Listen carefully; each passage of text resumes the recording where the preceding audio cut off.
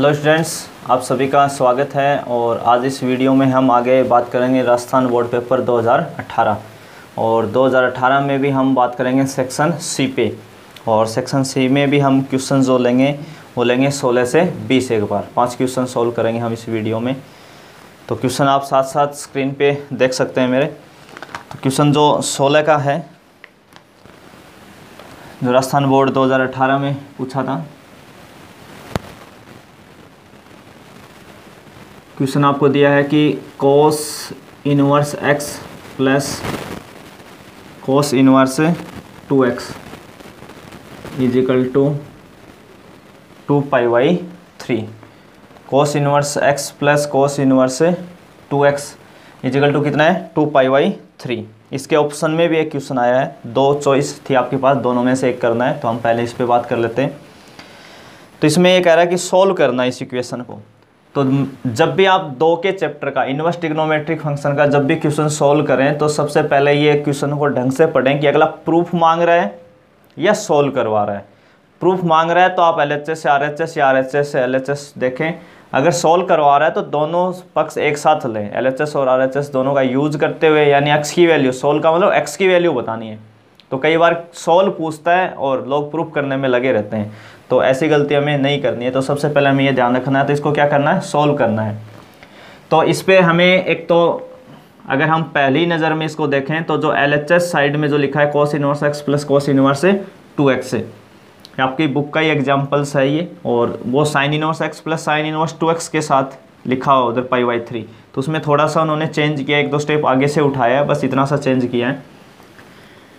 तो इसमें सबसे पहले आप एक फॉर्मूला अप्लाई करेंगे, cos inverse x plus cos inverse y का।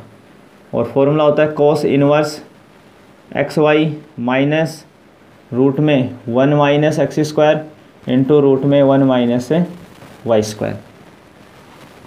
ये वैल्यू x की जगह x ही है और यहाँ y है, और यहाँ y की जगह कितना है 2x है। तो बस x की जगह तो x लिख ही देंगे, इस y की जगह क्या भरना आपको 2x। फॉर्मूला याद है तो अप्लाई करना भी आना चाहिए। बीच में प्लस होता है तो यहाँ माइनस आता है, और माइनस है तो प्लस आता है। cos में ये भी ध्यान रखेंगे। तो हमें x की जगह x ही रखना है, y की जगह कितना भरना है 2x, क्योंकि y की जगह यहाँ कितना दिया है 2x दिया है। तो इस पर जब हम फॉर्मूला अप्लाई करेंगे तो क्या लिखेंगे, cos inverse x into y की जगह कितना है 2x माइनस रूट में 1 माइनस एक्स स्क्वायर, क्योंकि x की जगह x ही है, और 1 माइनस वाई स्क्वायर, y की जगह कितना है 2x का स्क्वायर, और बराबर कितना दिया है 2π/3। ये cos इनवर्स को हम उधर लेके चलेंगे, तो ये x को 2x से गुणा करेंगे तो ये तो कितना हो गया 2x स्क्वायर माइनस रूट में 1 minus x square into root में ये कितना बन जाएगा भाई 2x का स्क्वायर 4x स्क्वायर। और ये cos इनवर्स उधर जाके cos कितना हो जाएगा 2π/3। 2π/3 का मतलब होता है 120 डिग्री। कितना होता है 120 डिग्री। तो cos 120 डिग्री का जो मान होता है वो होता है -1/2। कितना होता है -1/2। या तो आप cos 180 -60 लिखते हैं सेकंड क्वाड्रेंट में, इसलिए cos नेगेटिव होगा, तो माइनस cos 60 का मान कितना होता है 1/2, तो -1/2 आ जाएगा। 180 -60 करके या 90 + 30 करके कोई सा भी लगाएं, या डायरेक्ट याद है तो आप डायरेक्ट लिख सकते हैं। नहीं तो कैसे लिखेंगे 120 को आप 180 -60। 180 -60 कौन से क्वाड्रेंट में जाएगा, सेकंड क्वाड्रेंट में, और सेकंड में साइन और कोसेक प्लस बाकी सब नेगेटिव, तो cos हो जाएगा -60 डिग्री, और cos 60 का मान कितना होता है 1/2। अब हम क्या करेंगे, जब भी ऐसी स्थिति आए तो अब रूट को एक तरफ करें, तो -1/2 को हम इधर ले आएंगे तो प्लस हो जाएगा। अभी क्या हो जाएगा प्लस, और ये उधर चले जाएंगे, और यहाँ से आप दोनों साइड का क्या कर दोगे स्क्वायर, दोनों पक्षों का ओवरंग, बोथ साइड स्क्वायरिंग कर देंगे। स्क्वायर करेंगे तो इस पे तो पूरे पे होल स्क्वायर लग गया अभी आपका, इस पे तो पूरे पे क्या आ जाएगा होल स्क्वायर, और इनका क्या आ जाएगा रूट हट जाएगा। स्क्वायर करने से क्या होगा भाई रूट हटेगा। इधर हम इसका होल स्क्वायर खोल दें, a + b का होल स्क्वायर से a² + b² + 2ab, तो कितना बनेगा ये 4x⁴, ये तो हुआ a², 1/2 का स्क्वायर 1/4, ये बना a² + b²। अब 2ab, 2 अपना फॉर्मूले वाला, वो 2 फॉर्मूले वाला इस 2 से गुणा होगा तो कैंसिल, तो कितना हो जाएगा केवल 2x²। इधर इन सब का गुणा कर दें तो 1 को गुणा करोगे 1 से तो 1, -4x² से करोगे तो -4x²। अब x² को इन दोनों से गुणा कर देते हैं तो -x², इसको इससे करेंगे तो +4x⁴। तो एक वैल्यू तो अपनी ये कैंसिल हो जाएगी। दूसरा, इस पूरी इक्वेशन को हम 4 से मल्टीप्लाई कर दें, या एलसीएम लेके बाद में कर लें या सीधा कर लें। कितने से गुणा करते हैं पूरी इक्वेशन को हम? 4 से। तो जैसे ही आप 4 से गुणा करेंगे इसको तो देखो 1/4 को 4 से गुणा करोगे तो कितना हो जाएगा 1। 2x² को 4 से गुणा करोगे तो कितना हो जाएगा 8x² बराबर 1 को 4 से गुणा करोगे तो 4, और ये -4x² और -x² जुड़ के हो गए -5x²। दोनों को जोड़ रहा हूँ मैं यहाँ पे, -4 और -x² जुड़ के -5, और 5 को 4 से गुणा करते ही कितना हो जाएगा 20x²। ये -20 इधर आएगा, इसमें जुड़ के कितने हो जाएंगे 28x², और 1 उधर 4 में से गया तो 3, तो x² बराबर कितना आ जाएगा 3/28। तो x कितना आ जाएगा ±√3/28। 28 को हम क्या लिख सकते हैं 2√7। तो इसमें आपका पॉजिटिव आंसर हो जाएगा, नेगेटिव सेटिस्फाई नहीं करेगा। तो ये x की वैल्यू तो कुछ भी नहीं है पूरे क्वेश्चंस में। सबसे पहले आपको इस पे cos inverse x cos inverse y का फॉर्मूला लगाना है, cos इनवर्स को उधर ले जाना है, 120 डिग्री की वैल्यू रखनी है, -1/2 को इधर लाना है, स्क्वायर करना है और कैलकुलेशन करनी है। बस ये आपको स्टेप याद होनी चाहिए इसमें। इसी में जो दूसरा इसमें चॉइस पूछी है,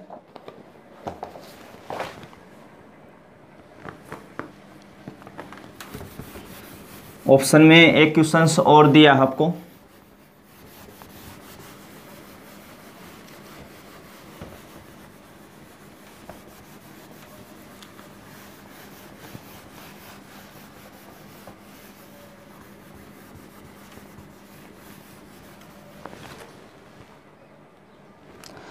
तो दूसरा जो ऑप्शन में दिया है वो दिया है सेक इनवर्स, 16 का ही ऑप्शन है दूसरा वापिस, sec inverse x/a minus sec inverse x/b, sec inverse b minus sec inverse a। इसमें भी क्या कह रहा है, इस इक्वेशन को सॉल्व करना है। इक्वेशन को सॉल्व करना है तो मतलब किसकी वैल्यू निकालनी है, x की निकालनी है, कोई प्रूफ नहीं मांग रहा, तो पहली बात। दूसरा, अगर हम इसको इसी स्टेप पे देखते हैं तो सारी चीज़ें किस में लिखी हुई हैं, सेक इनवर्स में लिखी हुई हैं, और सेक इनवर्स में अपने पास कोई फॉर्मूला नहीं है। हम साइन इनवर्स का, कोस इनवर्स का, टेन इनवर्स का, इनका ही ज़्यादा यूज़ लेते हैं। तो अगर अगले ने हमें सेक इनवर्स का फॉर्मूला नहीं दिया तो हम किसको किस में बदल लेंगे, कोस इनवर्स में बदल लेंगे, क्योंकि हम उसका फॉर्मूला जानते हैं। तो सबसे पहला काम आपका इसको कोस इनवर्स में पलट के लाना।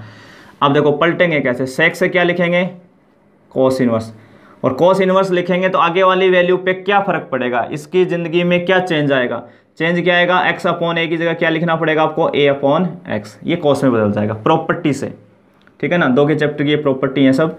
ऐसे ही इसको किस में बदलेंगे हम, कोस इनवर्स में, तो ये कितना हो जाएगा b/x। ऐसे इसको भी किस में बदलेंगे, कोस इनवर्स में, तो ये कितना हो जाएगा 1/b।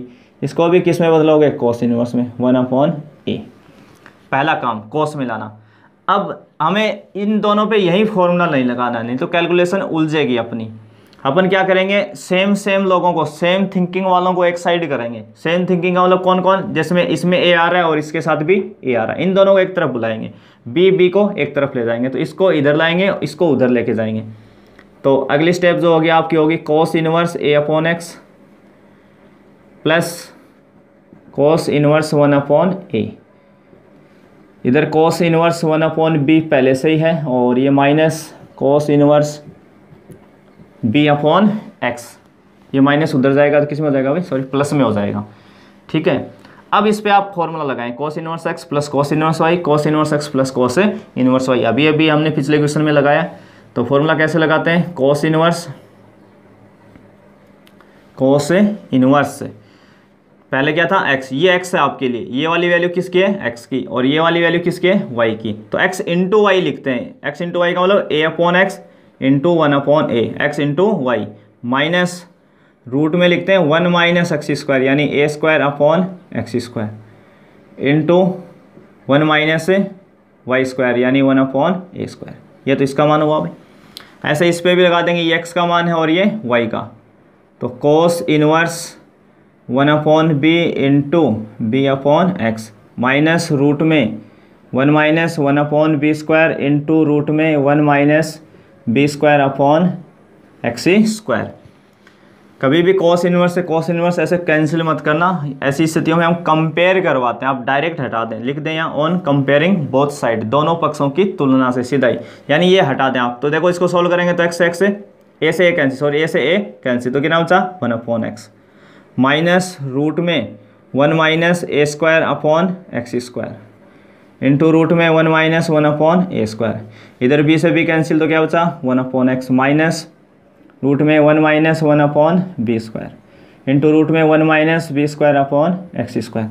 1 अपॉन एक्स से 1 अपॉन एक्स कैंसिल, तो इस साइड में ये एक वैल्यू बची और इधर ये वैल्यू बची, दोनों के बाहर क्या लगा है माइनस, और दोनों इंटू में हम क्या करेंगे बोथ साइड स्क्वायर कर देंगे, दोनों पक्षों का वर्क कर देंगे। तो जैसे वर्क करेंगे तो ये माइनस माइनस तो क्या हो जाएंगे प्लस, और इनके क्या हटेंगे रूट। मैं एक स्टेप सीधे लिख रहा हूँ भाई, दोनों साइड का आप क्या कर देंगे स्क्वायर कर देंगे, इनका स्क्वायरिंग कर देंगे दोनों साइड। तो इसका रूट हटेगा तो ये क्या बनेगा 1 minus a square upon x square, ये बनेगा 1 माइनस 1 अपॉन ए स्क्वायर। ऐसे ही ये 1 minus 1 upon b square, 1 minus b square upon x square. आप इनका एलसीएम लेके मल्टीप्लाई ना करें, इससे अच्छा यही मल्टीप्लाई करें, कैलकुलेशन और आसान रहेगी। तो 1 को 1 से करेंगे तो 1 अपॉन ए स्क्वायर से करेंगे तो 1 upon a square, minus a square upon x square को 1 से करोगे तो minus a square upon x square, और इससे करोगे तो माइनस माइनस क्या हो जाएगा plus a square upon x square into 1 upon a square. ऐसे ही 1 को 1 से 1 और b square upon x square से करेंगे तब भी ये। अब 1 अपॉन बी स्क्वायर को 1 से करेंगे तो पहले माइनस 1 अपॉन बी स्क्वायर, और इससे करेंगे तो plus 1 upon b square into b square upon x square. देखो बी स्क्वायर से b square cancel, a square से ए स्क्वायर, तो ये बचा 1 upon x square, 1 upon x square, ये कैंसिल, इस 1 से ये 1 कैंसिल। अब जो बचा अपने पास उनमें से 2 टर्म तो ये बचे और 2 ये बचे, तो इसमें हम एक्स एक्स वाले एक साइड कर लेते हैं। तो ये इधर आएगा तो माइनस वाला इधर आएगा तो क्या हो जाएगा प्लस, तो यानी b square upon x square minus a square upon x square, ये एक तरफ कर लिया भाई। इसको उधर लेके जाएंगे तो 1 अपॉन ए स्क्वायर, और उधर पहले से कौन बचा है 1 अपॉन बी स्क्वायर। इसका एलसीएम लेंगे तो कितना आ जाएगा भाई एक्स स्क्वायर, तो ये आ जाएगा B square minus a square. इधर वालों का एलसीएम कितना आएगा ए स्क्वायर बी स्क्वायर, ए स्क्वायर बी स्क्वायर, तो बी स्क्वायर इससे गुणा होगा 1 से, तो B square minus a square, ये इससे कैंसिल, तो एक्स स्क्वायर बराबर कितना आ जाएगा ए बी, तो एक्स बराबर कितना आ गया ए स्क्वायर बी स्क्वायर, तो एक्स बराबर आ जाएगा प्लस माइनस ए बी। ठीक है, ये एक्स की वैल्यू आ जाएगी। तो इस क्वेश्चंस में आपको क्या करना है, बस ये पैटर्न समझना है। पहले सेक को किस में बदलना है कोस इनवर्स में, फिर सेम लोगों को सेम थिंकिंग वालों को एक तरफ, यानी ए को एक तरफ बी को एक तरफ, फिर फॉर्मूला अप्लाई करना है। जो कैंसिल हो वो कैंसिल कर लो, जो वैल्यू बचे उसका क्या कर लेंगे स्क्वायरिंग कर लेंगे, और मल्टीप्लाई करते ही आपका आंसर आ जाएगा।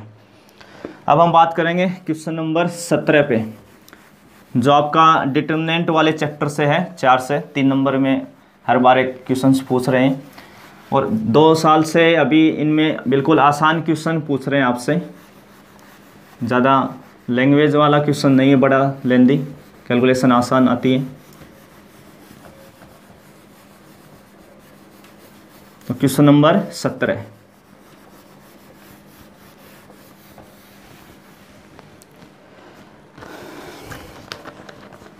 तो 17 में प्रूफ मांग रहा है, तो हम इसकी LHS साइड ले लेते हैं। डिटर्मिनेंट में आपको दे रखा है x plus 4 2x 2x 2x x plus 4 2x 2x 2x और x प्लस 4। इसका इसमें प्रूफ मांग रहा है 5x plus 4 into x minus 4 का whole square, 5x plus 4 into x minus 4 का होल स्क्वायर, ये RHS है, ये प्रूफ मांग रहा है। तो जब भी आप डिटर्मिनेंट का क्वेश्चंस करें तो मैं पहले 2 प्रॉपर्टी की रिक्वायरमेंट सबसे पहले करता हूं, एक तो R1 R2 R3 और एक C1 C2 C3। आप ये 2 तो ज़रूर चेक करें। तो जैसे आप इस पे मान लो हम R1 R2 R3 देखें, देखो R की ऑपरेशन R यानी संक्रियाएं R जब भी लगाएंगे तो चीज़ें कैसे जुड़ती हैं, ये पूरी रो उठ के इसमें ऐड होगी या इसमें होगी, ऐसे ऐसे चलेंगी ऊपर नीचे। जबकि कॉलम में ऐसे, कॉलम के ऑपरेशन में यानी C वाले ऑपरेशन में ऐसे, ये पूरा इसमें ऐड होगा या माइनस होगा, ये इसमें इसके साथ जाएगा ऐसे। तो R में ऐसे ऊपर नीचे, C में ऐसे, ये आपको ध्यान रखना, इस हिसाब से चलेंगे। तो इस पे अगर हम इस 2x को इसमें जोड़ें 3x और ये 2x भी उसमें ले जाके जोड़ देता हूँ 5x। देखो x 2x और 2x जुड़ के कितने हो गए 5x प्लस 4 लग रहा है। इधर से भी जोड़ते हैं तो 2x और x जुड़ के कितना हो गया 5x प्लस 4। यानी इसमें दोनों ही काम कर रहे हैं, दोनों ही, कोई सा भी ऑपरेशन आप लगा लें। तो अगर इसमें हम ऑपरेशन लगाते हैं R1 पे लगा दें और R1 में हम क्या जोड़ दें R2 जोड़ दें और R3 जोड़ दें, R1 में R2 भी जोड़ दें और R3। देखो ये R1 है, ये आपकी जो रो है ना ये R1 है और ये क्या है R2 है और ये क्या है R3 है। तो यानी R2 को इसमें ले जाके जोड़ना, तो ये 2x इसमें जोड़ेंगे और ये वाला 2x भी इसमें ही जोड़ेंगे। ठीक है, ऑपरेशन किस पे लग रहा है R1 पे। तो पहले आप R1 लिखें, फिर एरो लगाएं, फिर R1 लिखें, फिर उसमें आप क्या चेंज कर रहे हैं, R2 R3 जोड़ रहे हैं, घटा रहे हैं, कुछ गुणा करके जोड़ रहे हैं, वो लिखें। तो इस बार हम क्या कर रहे हैं R2 R3 इसके अंदर जोड़ रहे हैं। तो ये 2x और ये 2x इसमें जाके x में जोड़ेंगे तो टोटल कितना हो जाएगा भाई, ये 5x प्लस के 4। ऐसे ये तीनों जुड़ के भी कितना देंगे 5x प्लस 4 और ये भी कितना हो जाएगा 5x प्लस 4। R2 R3 में तो हमने कोई चेंज किया ही नहीं है भाई, ऑपरेशन किस पे लगा है R1 में। तो जो भी चेंज आएगा वो R1 में आएगा, दूसरे में हमें कोई चेंज करना ही नहीं है। तो इसमें आप 2x यहाँ से x प्लस 4, यहाँ से 2x और यहाँ 2x और यहाँ x प्लस 4 भर दें। जब भी क्वेश्चन में आपको कोई भी एक रो या एक कॉलम, कोई भी एक रो या एक कॉलम अगर सेम मिल जाए तो समझ लेना आपकी किस्मत अच्छी है, क्वेश्चन वहीं खत्म हो जाता है। मैं तो ये मानता हूँ वहीं खत्म हो गया। जब भी सेम मिल जाए आप हमेशा उसको कॉमन लो, 3 1 बनेंगे, 2 1 को 0 कर लो और एक्सपेंड कर दो, खोल दो, बस इतना ही काम होता है, सबका फिक्स पैटर्न है। तो इसमें से देखो R1 में कितना कॉमन आ रहा है सबसे 5x प्लस 4। तो आप लिख सकते हैं taking 5x plus 4 common from R1, यानी R1 से 5x प्लस 4 कॉमन लेने पर, तो कॉमन लेंगे वो तो बाहर आ जाएगा भाई 5x प्लस 4। अंदर यहाँ कितना बचा 1, यहाँ भी कितना बचा 1 और यहाँ भी कितना बचा 1। बाकी इनमें हमने कोई चेंज किया ही नहीं है तो ये आप सेम भर देंगे भाई। अब कॉमन लेते 3 क्या बनेंगे 1 1, 3 जगह 1 1 आएंगे, उनमें से किसी भी 2 को 0 कर दो, किसी भी 2 को, और बस एक्सपेंड कर दो। तो इसमें हम फिर से एक ऑपरेशन लगा दें, इस बार ये इसमें घटा देते हैं, तो ये एक इसमें घटाओगे तो एक में 0, फिर इसी को इसमें भी घटा देते हैं। तो ये इसको ऐसे क्या नाम है इसका C1, ये क्या है C2 और ये क्या है C3। तो इस C1 को हम C2 में घटा दें और C1 को C3 में भी घटा दें, तो ये दोनों क्या हो जाएंगे 0 और इनमें जो भी चेंज आएगा वो हम देख लेंगे। तो अपने जो ऑपरेशन हैं, ऑपरेशन क्या लगाएंगे, एक तो C2 पे लगा रहे हैं भाई, C2 में से किसको घटा रहे हैं C1 को, और एक C3 पे भी लगा रहे हैं तो C3 में किसको घटा रहे हैं C1 को। यानी इसी वैल्यू को पहले इसमें घटाना है फिर इसमें, तो एक में से घटेगा 0, 2x को इसमें से घटाएंगे, x में से 2x घटाएंगे तो -x और 4 तो है ही, तो 4 - x आ जाएगा। तो अभी देखते हैं इसको। तो बाहर कितना लिखा आपके पास 5x प्लस 4। तो C1 में आपने कोई चेंज किया ही नहीं तो C1 तो आप सेम भर लें, C1 को हमने सेम लिख लिया। अब ये एक इस एक में घटाओ, इसको इसमें घटाओ ले जाके, तो कितना बचा 0। इस 2x को इसमें से घटाओ, तो 4 तो आप पहले लिख लें क्योंकि x तो ये 2x तो इस x के साथ घटेगा, तो इस x में से ये 2x घटाएंगे तो कितना बचेगा -x। ऐसे आप इस 2x को इस 2x में से घटाएंगे तो 0। अब यही चीज़ आपको किस में घटानी है C3 में, यानी ये 1 किस में घटाना है इस 1 में, तो कितना आ जाएगा 0। कितना आ गया 0। ये 2x इस 2x में से घटेगा, मैं इनको थोड़ा सा इधर लिख देता हूँ, यहाँ कितना है अपना 0, 4 - x और ये 0, यहाँ 1 में से घटाया तो 0, इस 2x में से 2x को घटाया तो 0 और ये 2x इसमें से घटाएंगे तो ये कितना आ जाएगा 4 - x। और एक्सपेंड हमेशा हम डिटरमिनेंट का उस रो या कॉलम के अकॉर्डिंग करते हैं जिसमें सबसे ज़्यादा 0 होते हैं, तो इसमें 0 है भी 2, तो इसके अकॉर्डिंग एक्सपेंड करेंगे। ऑन एक्सपेंडिंग अलोंग, किसके कर रहे हैं भाई, R1 के। देखो R1 के अकॉर्डिंग इसको खोल रहे हैं, R1 के अनुदिश प्रसरण करने पर, इसको क्या लिखेंगे हिंदी में, R1 के अनुदिश प्रसरण करने पर। तो 5x प्लस 4, 1 के अकॉर्डिंग खोलोगे भाई, और 1 के अकॉर्डिंग खोलोगे तो आप ये रो और ये कॉलम छोड़ दोगे, तो ये बचेगा आपके पास 2/2 का, तो ये इससे गुणा होगा अभी, तो 4 माइनस एक्स का होल स्क्वायर माइनस है, इसको इससे गुणा करेंगे तो 0। तो टोटल कितना आ जाएगा 5x प्लस 4, 4 माइनस एक्स को आप x माइनस 4 भी लिख सकते हैं, क्योंकि बाहर क्या है स्क्वायर, नेगेटिव को पॉजिटिव कर देगा, और यही क्या आपका RHS। तो पहले आप डिटरमिनेंट के क्वेश्चंस में R1 R2 R3 C1 C2 C3 का एक बार ट्राई करें, अगर कोई भी चीज़ आपकी सेम बनती है, कोई भी रो या कॉलम, तो समझ लेना क्वेश्चंस खत्म है, क्योंकि उसको आप कॉमन लें, 3 1 होंगे, 2 को 0 बनाएं और एक्सपेंड कर दें। ऐसे ही अगला क्वेश्चन है अपना 18 का, जो आपके 5 के चैप्टर से है।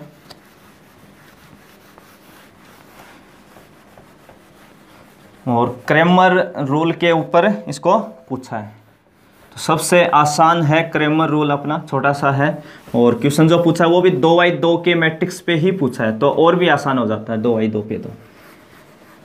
तो क्रेमर रूल्स को हम कैसे काम में लेते हैं, कैसे, वो भी सीखेंगे अभी। तो क्वेश्चन जो है अपना 18 का,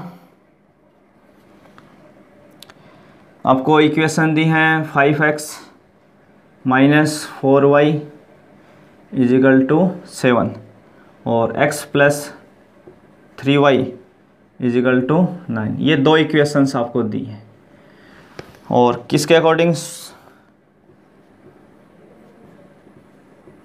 सॉल्व करना है, क्रेमर्स रूल,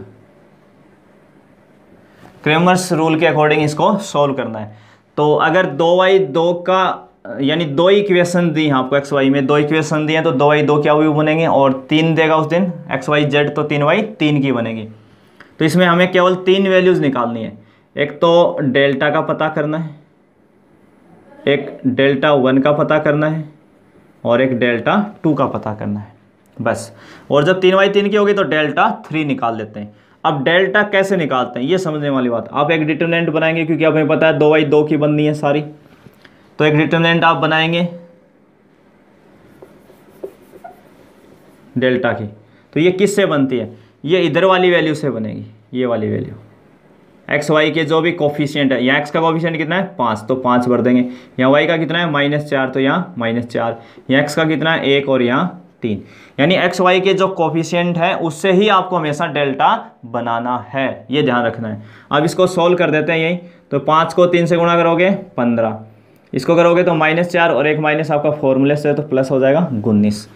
अब क्या निकालोगे आप, डेल्टा 1।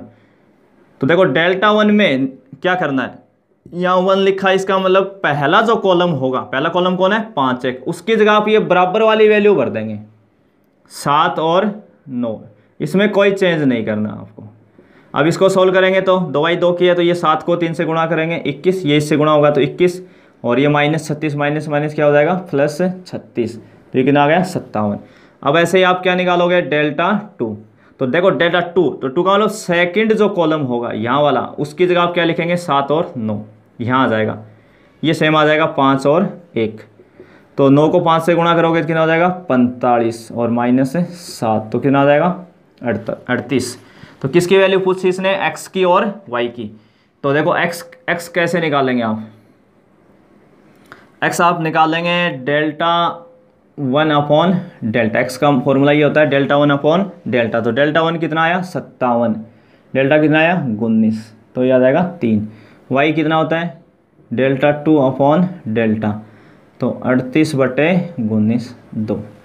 बस इसमें आपको ये लिखना आना चाहिए, डेल्टा 1 और डेल्टा 2, और 2/2 को कैसे खोलते हैं, इसको इससे गुणा माइनस इसको इससे गुणा, बस। तो इसमें डेल्टा में हमेशा क्या लिखते हैं, एक्स वाई के कोफिशिएंट, डेल्टा 1 में जो बराबर वाली वैल्यू होती है, जो कांस्टेंट वैल्यू होती है, वो पहले कॉलम में, डेल्टा 2 में दूसरे में, और डेल्टा 3 आएगा तो तीसरे में, बस ये चेंज होता रहेगा। अगला क्वेश्चन अपना 19 का,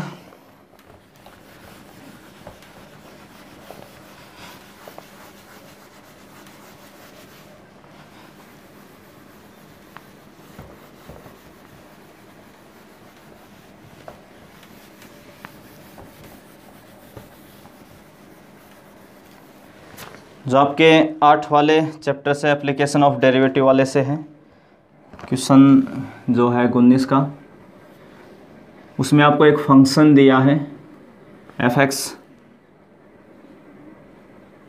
sign x plus cos x. X की वैल्यू जो है वो 0 से 2 पाई के बीच में है, और ये कह रहा है कि इस एक इंटरवल आपको बताना है। Find the interval in which function f given by f x is equal to sine x plus cos x 0 less than equal x less than equal 2 pi is strictly increasing और strictly decreasing, यानी निरंतर वर्धमान और निरंतर ह्रासमान। आपको ये बताना है कि ये फंक्शन किस इंटरवल के अंदर निरंतर वर्धमान होगा और किस में निरंतर ह्रासमान होगा। तो जब भी आप इंक्रीजिंग और डिक्रीजिंग हम बताते हैं तो सबसे पहले इसमें हम क्या करेंगे, इसका डेरिवेटिव करेंगे, डिफ्रेंसिएशन करेंगे, अवकलन। तो एफ एक्स का अवकलन करेंगे तो कितना आ जाएगा एक्स के रेस्पेक्ट में, एफ डैश एक्स। साइन का कितना होता है कोस एक्स, और कोस एक्स का कितना होता है माइनस के साइन एक्स। तो सबसे पहले आपको क्या करना है, उसका डिफ्रेंसिएशन किसके रेस्पेक्ट में, एक्स के। डिफ्रेंसिएशन विद रेस्पेक्ट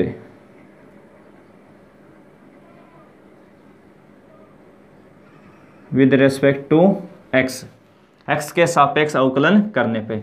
और उसके बाद में आपको क्या करना है, f dash x is equal to क्या रखना है 0। तो एफ डैश एक्स बराबर 0 रखेंगे तो cos x minus sine x बराबर कितना आ जाएगा भाई 0। इसका मतलब क्या हुआ, कोस एक्स बराबर क्या लिख सकते हैं साइन एक्स, और कोस का इधर डिवाइड लगा दें इसमें साइन में, तो कोस साइन बटे कोस कितना हो जाएगा tan x, और इधर लगाएंगे तो cot x हो जाएगा, दोनों एक की बात है। तो x बराबर क्या आया tan इनवर्स 1। तो आपको ये सोचना है कि 1 जो है वो tan कितने डिग्री का मान होता है, π/4 का। परंतु अगला x कहाँ से कहाँ तक की बात कर रहा है, 0 से 2 पाई, यानी 0 से 360 के। इसका मतलब 0 से 360 के बीच में हर फंक्शन 2 वैल्यूज देता है। इसका मतलब एक मान और होगा इसका जहाँ ये 1 देता होगा, तो वो वैल्यू आपकी है 5π/4। कौन सी है 5π/4, यानी π/4 पे भी 1 आएगा और 5π/4 पे भी 1 देगा। अब कई सोचते हैं सर हमें कैसे पता चलेगा अगला π/4 है, तो देखो इसको हम कैसे, आप ये 11th में ट्रिग्नोमेट्रिक में सीख जाते हैं सारी चीज़ें, फिर भी मैं यहाँ बता रहा हूँ।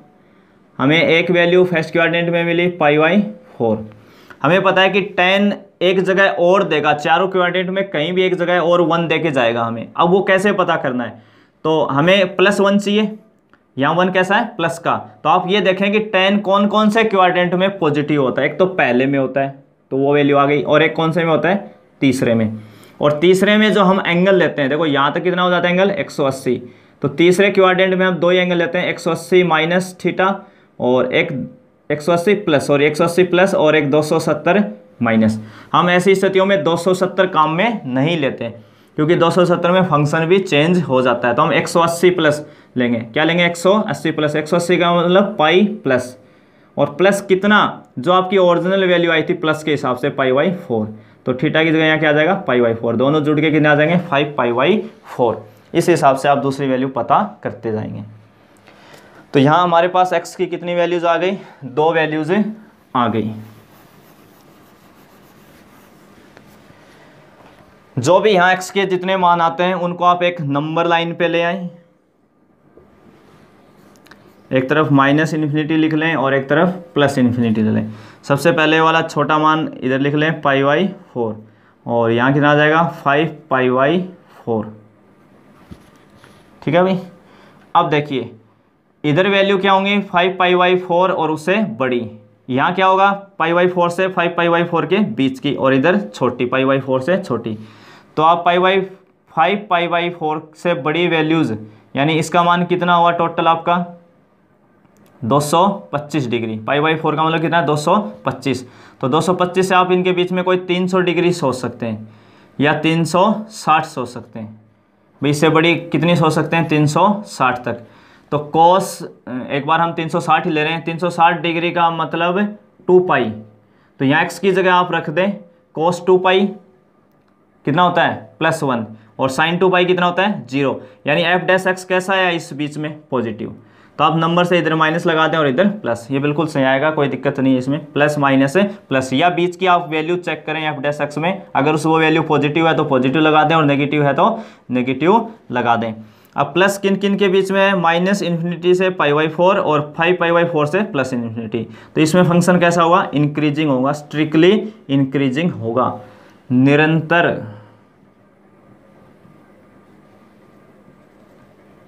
वर्धमान, यानी स्ट्रिक्टली इंक्रीजिंग, स्ट्रिक्टली इंक्रीजिंग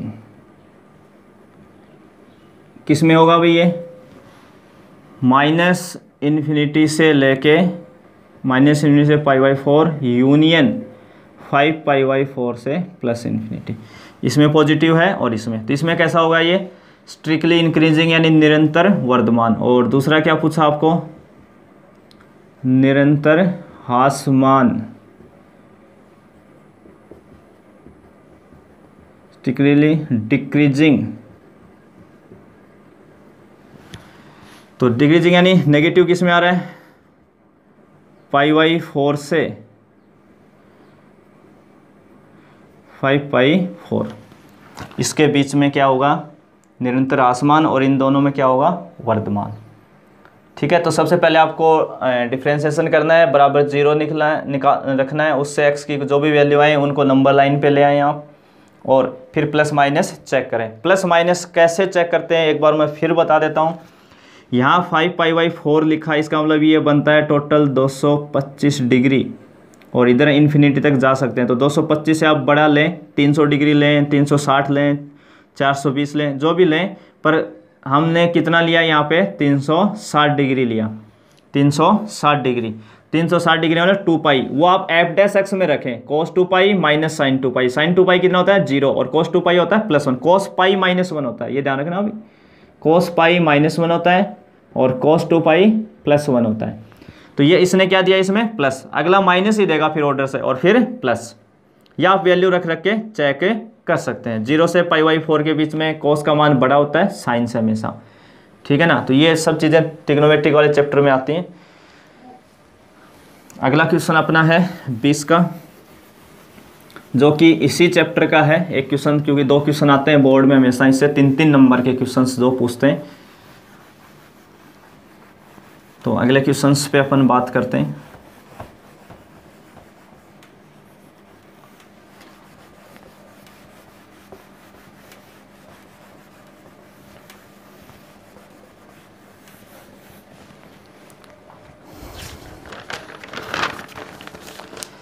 तो इसमें आपको प्रूफ करना है कि एक फंक्शन दिया आपको, क्वेश्चन नंबर जो 20 है उसमें एक फंक्शन दिया है x/1 + x × 10x, और आपको ये दिखाना है कि ये x = cos x पर कैसा भाई मैक्सिमम है,